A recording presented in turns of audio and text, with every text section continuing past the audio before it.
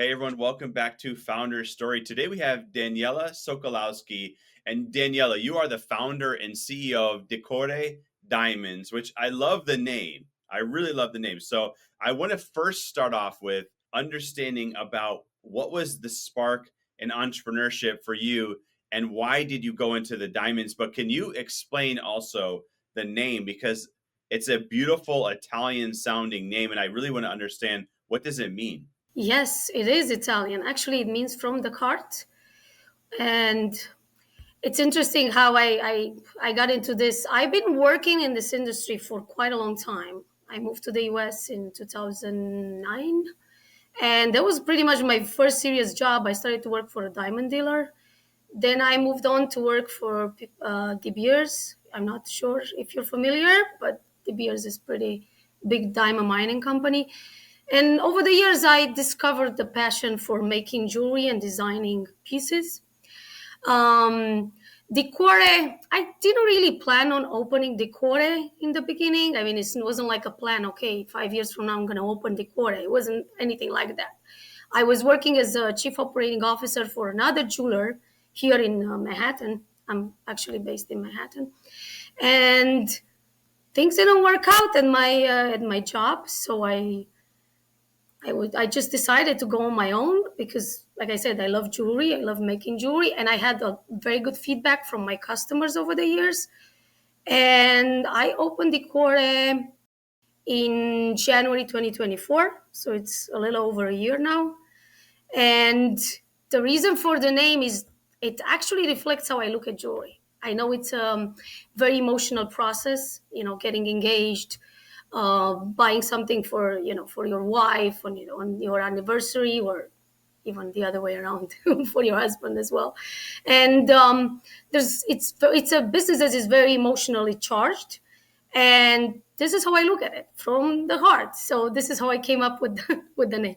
I love that, from the heart. So, in my short experiences of buying diamonds, I can relate to this, the emotional attachment just in the buying process, but then in the piece or product that you have that could last, a lifetime. And are you seeing a big um, increase in people that want something that's more custom or bespoke versus the cookie cutter stuff that you might see at the mall? Yes, but it depends. I mean, there's people who just want to have something special, something different. In fact, a lot of customers do say that they want something different, but at the end, they settle for buying something from the mall. However, it just so happened that I get referrals from a lot of people, and then I make that process very easy, and I explain to them that no, it's not more expensive. No, it's not going to be something you won't like. In fact, you're very much involved. You're 100% involved in the process. First of all, there's no pressure like at the mall. Nobody pulls a tray in front of you, shows you 10 pieces, and okay, choose. No, we sit. In the beginning, I don't have anything, not one piece, nothing. We just sit. We get to know each other. I ask you, so first of all, I want to know what the occasion is, right? Because it's very important. And then I start asking questions about the partner, and I start asking, sometimes they come with a friend, and I gather information, and we come up with some ideas. Sometimes they also already know what they want. And they say, I want something that nobody has. And I said, okay, listen, we cannot reinvent the wheel. We have to understand what's the shape, what she likes. Does she want a big stone? Does she have a metal preference? And we do a process of education. Mainly, the main difference between bespoke and regular jewelry is that there's a lot of education involved. When you sit with me, I spend about an hour and a half with you, even two, if necessary. Nobody pays anything. Nobody has any kind of obligation to pay anything, and they get educated. And they understand, first of all, okay, so what would I like to get my significant other? What does she like? If she is also involved, I mean, the couple, if the partner is also involved, it's always easier. But I also like this, the surprise element. So I help my customers feel at ease, not only by not throwing money out the window, but by knowing that the piece we deliver, the partner or whoever receives that will love it. And that's the main difference between sitting at the mall. And I'm not going to get into, like, of course it's better quality, because that might be a little subjective, but it is. But when you know what you want, when you know that, that's the metal you prefer. I talk about metals, for instance. What's the difference between 14K and 18K? Why should you choose platinum? A lot of people come and say, oh, I'm going to choose platinum because platinum is more expensive. And I tell them, actually it's not like that.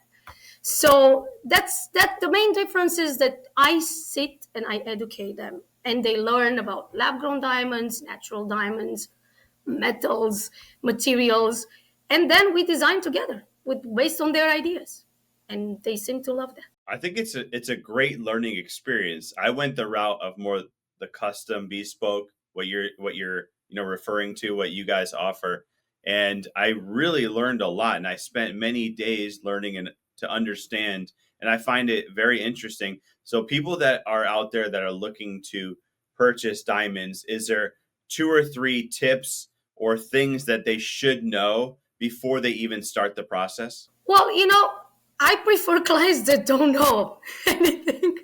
No, I mean, not that they don't know anything, because when you think you know something, there's a lot of misinformation on the internet. Everybody can write everything, and you know that. So, tips, of course, you also have to check, if the person is legit, right? The people check about me, like they you Google my name, there's a lot of information. There's, reviews, there are reviews, there's some written material about me. So you want to feel like that you're working with somebody who's legit, somebody who knows. At the same time, it's also a matter of common sense.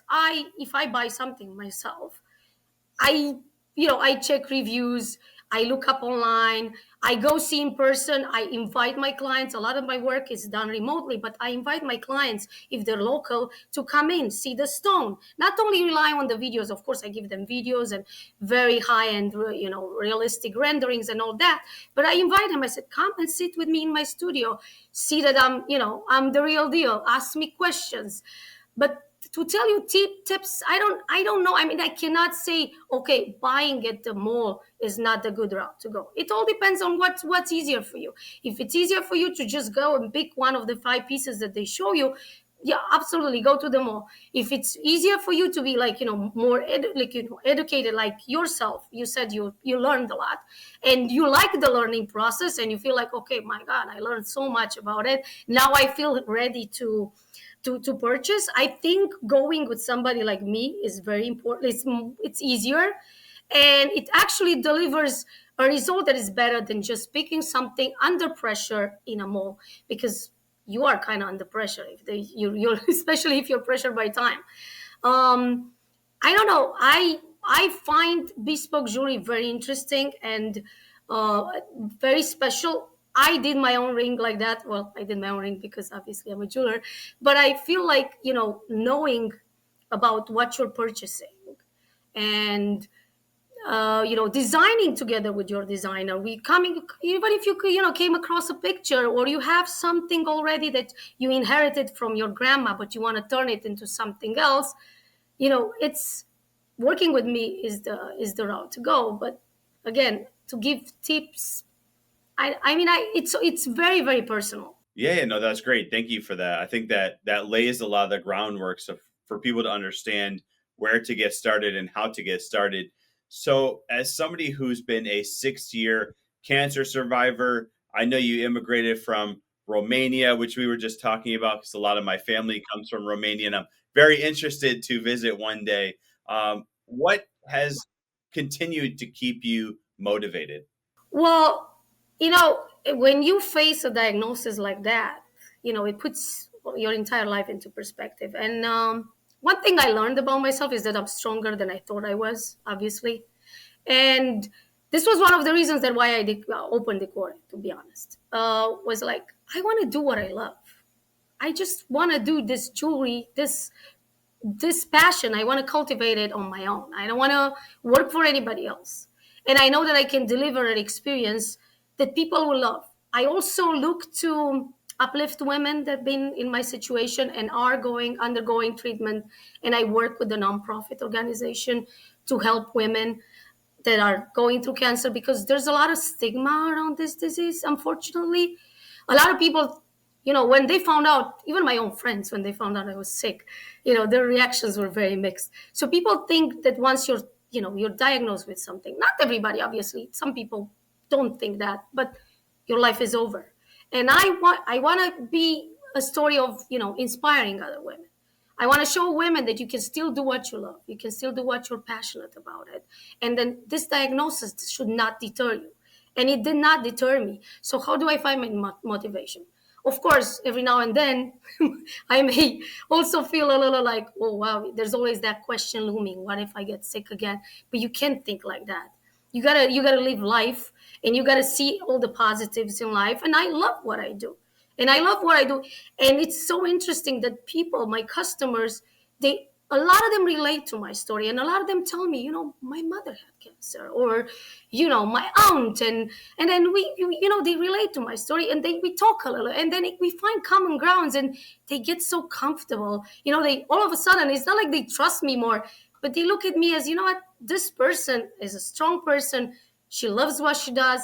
She wants to succeed, and in a way, it helps my business as well. So yeah, I'm staying motivated because I don't think you have any other choice. You don't have other. No, thank you for that. And thank you for being vulnerable and sharing.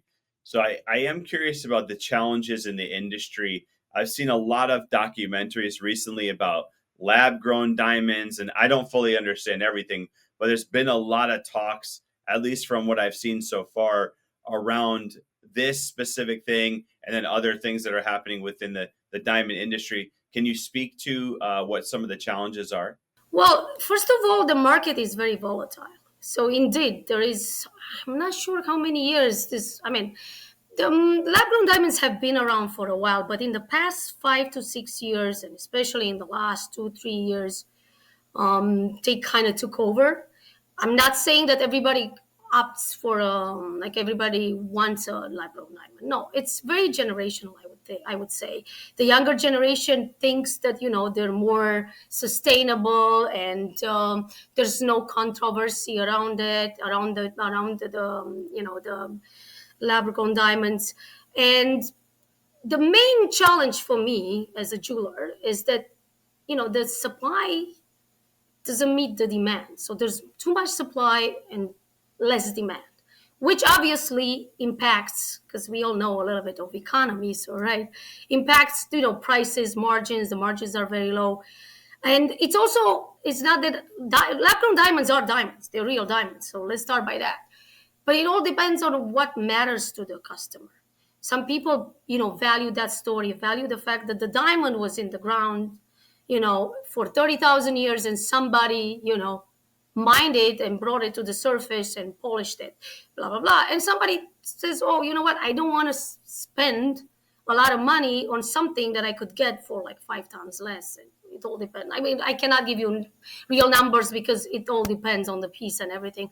But that's one of the challenge. There's a lot of merchandise, so to speak. Like what was very rare is no longer rare, and obviously it affects us as jewelers too, because you have to reinvent yourself. And how many times can you reinvent yourself? At the end of the day, making jewelry is making jewelry, and even what I can do is just provide the best customer experience that I can, make the nicest designs, and explain to customers when they ask me about the differences, or what's the difference in between the lab grown diamonds and natural diamonds, because there is a difference. It's how they came about, right? Nobody went in the ground for the lab grown diamonds. They just put them in a machine under a lot of pressure and a lot of high temperature, and there's a lot of energy involved.